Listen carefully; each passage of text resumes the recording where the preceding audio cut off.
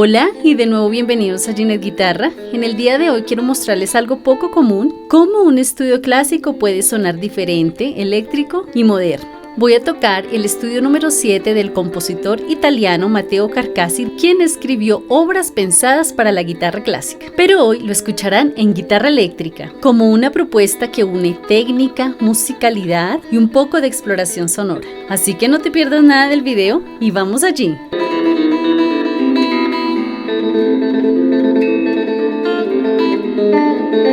Matteo Carcassi fue un compositor italiano y una de las figuras más destacadas del romanticismo guitarrístico, junto con Ferdinando Carulli, con quien compartió gran popularidad en su época. Sus obras se han convertido en un material esencial para la formación de cualquier estudiante de guitarra clásica. Nació en Florencia y comenzó a estudiar guitarra desde muy joven. Su talento lo llevó a convertirse rápidamente en un virtuoso, lo que más adelante le dio fama en toda Europa. Influenciado por Fernando Sor, se mudó a París en 1820, donde logró consolidar su estilo como compositor, uno más moderno, brillante y melódico de quienes lo precedieron. Carcassi se destacó por su interés en difundir la guitarra, sobre todo en estudiantes de nivel intermedio. Sus obras pedagógicas no solamente enseñan técnica, sino que también reflejan un profundo sentido musical y un cuidadoso uso de las dinámicas. Por todo esto, ha pasado a la historia como una figura clave en la enseñanza de la guitarra. De hecho, es casi seguro que todo guitarrista clásico ha tocado al menos uno de sus estudios en algún momento de su formación. Sin embargo, también vale la pena reflexionar sobre cómo abordamos hoy en día este repertorio del siglo XIX, ya que muchas veces olvidamos que el lenguaje musical y las técnicas de la época eran distintas a las actuales. Junto a Fernando Sor, es uno de los autores más influyentes de la pedagogía guitarrística. Sus obras más conocidas, El método completo para guitarra Opus 59 y 25 estudios para guitarra Opus 60, siguen siendo algunos de los trabajos más publicados y utilizados en la historia de la guitarra.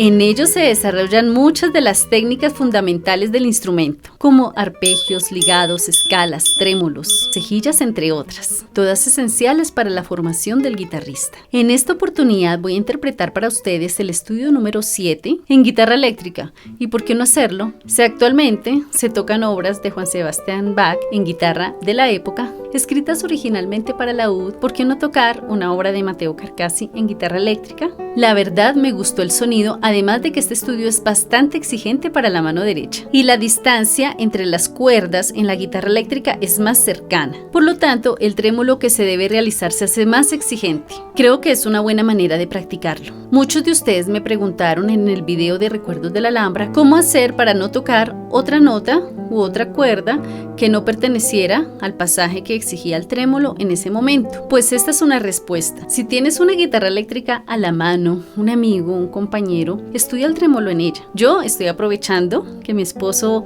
no está en casa y tomé su guitarra y estoy tocando ese estudio en su guitarra. No le vayan a decir nada. Chito. Así la técnica y la independencia de los dedos P y Pima se fortalecerá, manteniendo la fluidez en un patrón constante. También te va a ayudar a mantener la igualdad rítmica y tímbrica entre los dedos de la mano derecha. La guitarra eléctrica amplifica más cada matiz, lo cual puede ayudar a resaltar el trabajo tímbrico y dinámico que requiere el estudio. Es una pieza que va más allá del arpegio tradicional, aunque parece un simple ejercicio. En realidad es una herramienta poderosa para desarrollar el trémolo, un estudio melódico, expresivo y técnico, ideal para quienes quieren preparar obras como Recuerdos de la Alhambra o El último trémolo.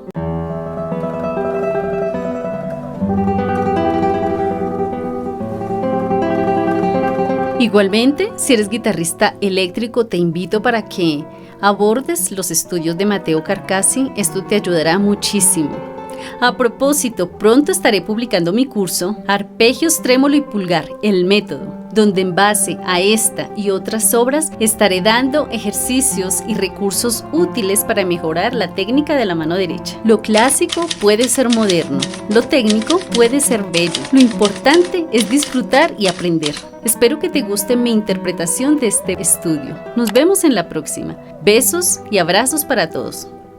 Chao, chao.